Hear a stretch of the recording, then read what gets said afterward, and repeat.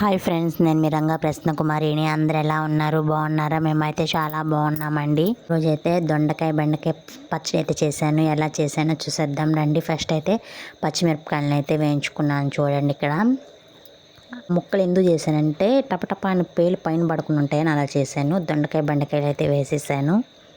అవి కూడా బాగా ఫ్రై చేసుకోవాలి. లోపు అయితే పచ్చిమిర్చి అయితే ఎగిపోయింది కదా, అవి అయితే దంచుతున్నాను అనమాట. రోట్లో చేశాను పచ్చడి.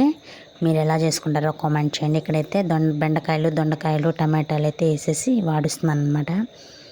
బాగా వాడ్చుకోవాలి. ఇంకా బాగా వాడిన తర్వాత ఇక్కడ కొంచెం ఆనియన్స్ కూడా అందులోనే వేసి మగ్గించాను అనమాట.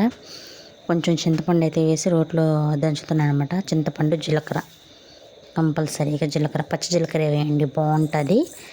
ఇంకెక్కడైతే మగ్గిపోతూ ఉన్నాయన్నమాట. మధ్య మధ్యలో కలుపుతూ ఉండండి.